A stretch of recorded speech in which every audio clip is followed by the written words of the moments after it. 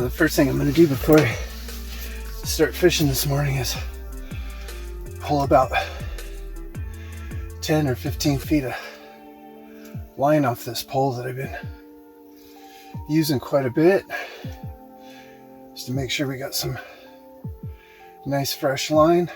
And then if you're trimming your line like this, or you get a tangle, make sure you don't leave it laying around. Like it's not good. Just twist it up, tie it in a little knot, and shove it in your pocket. So don't leave that stuff laying around.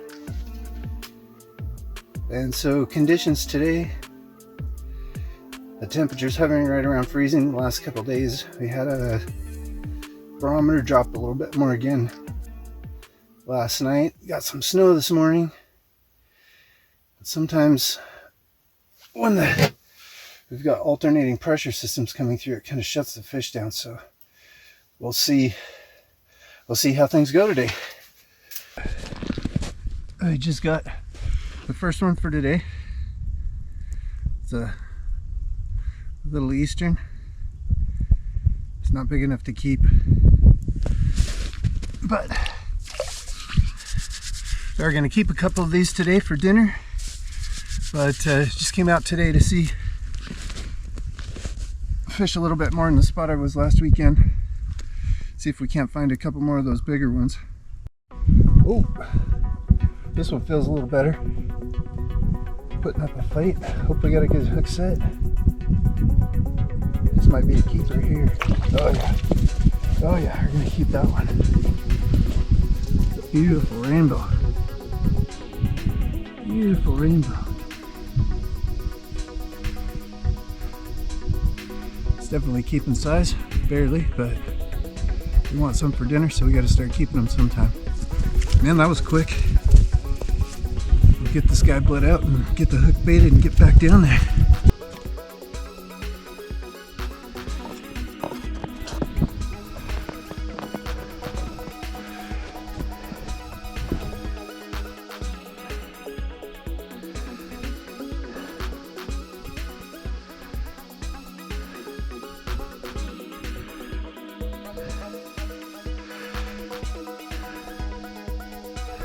There we go. I'll let that worm all the way on there. And we're going right back in this hole. The same hole we caught the little Eastern out of just literally a minute ago.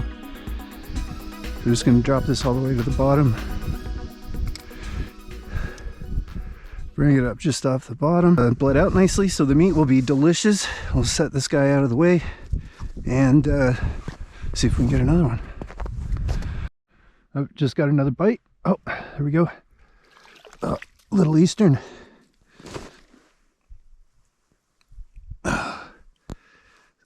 If I haven't gotten a bite in about 5 minutes or so, I'm just gonna start hole hopping. Spend about 5 minutes in each hole and just kind of make some loops. If I get one, I'll spend a little bit more time, see if we can get 2 or 3 out of the same hole. But these fish just kind of migrate around. So I just got a really good bite in one of the new holes that I drilled,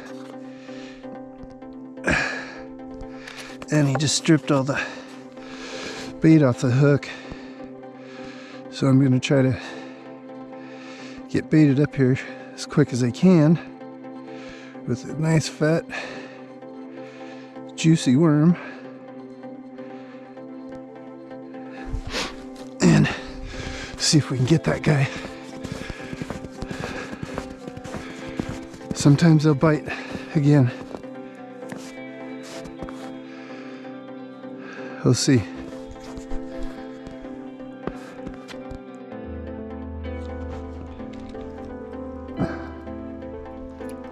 Oh, I think we might have another keeper here. Yeah. Oh. Nice big Eastern. Nice big Eastern. There we go. That's a good one. That's a beauty. That's definitely a keeper. Nice and fat.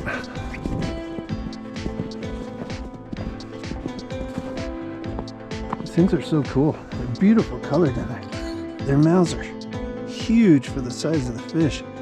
Look at the teeth on that thing. I'll get this guy bled out. We just got another little guy. It's been actually a couple hours since I even got a bite. This one he's smaller than I thought. I'll put this one back. Come on, let go of that. Another little eastern. Put him back.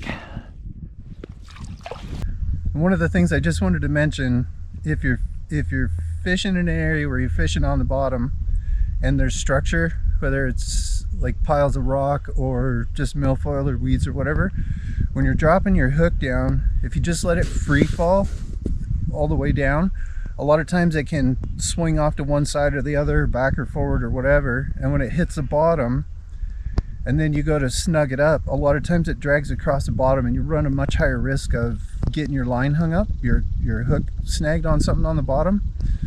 So what I do is when I let it down is I stop it like 2 or 3, 4 times on the way down, depending on how deep the water is. Let that hook swing back straight underneath the line and then let it down again. And that way when you hit the bottom and you're bringing it just back up the bottom, the hook's not sliding across the bottom. You're not running a bigger risk of getting hung up on anything. Lifting the line up towards the top of the hole in about 7-8 feet of water here seems to get their attention and bring them in. It helps a lot. If there's a fish close, a lot of times they got it before the line even gets back down towards the bottom. But we try to keep the hook just a couple inches off the bottom all the time.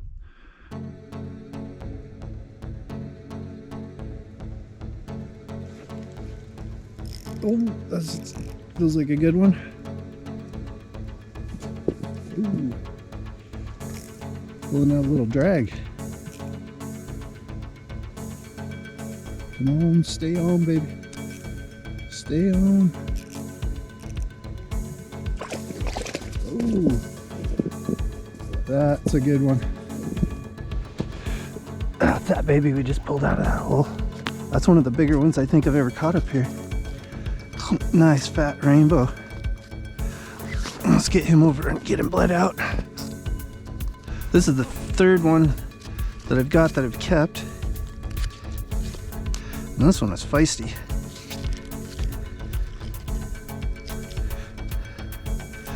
Then I got that big eastern in shallow water. Got that first rainbow right here.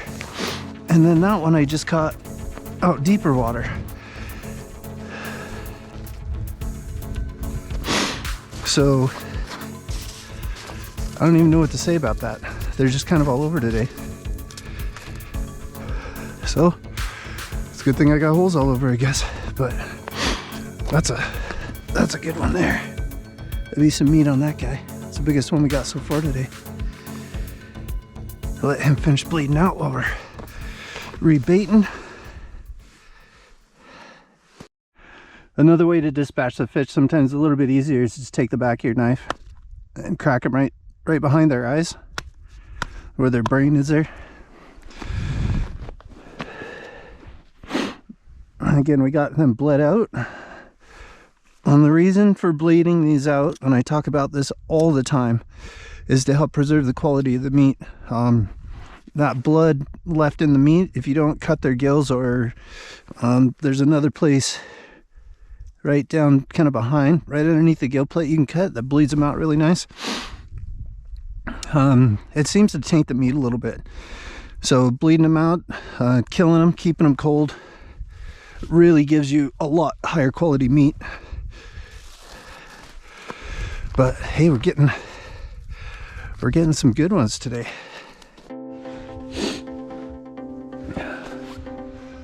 Well, just the bite's slowing way down and my time's running out, so just getting ready to pack everything up and head on out of here. But had a successful day today. Got 3 nice ones, put in the freezer, cook up for dinner. But it's just beautiful country out here. It's been overcast all day. I was hoping for some sun, but not gonna happen. A few other people out enjoying this beautiful fishery, but it's time to hike the 1.5 kilometers back out of here.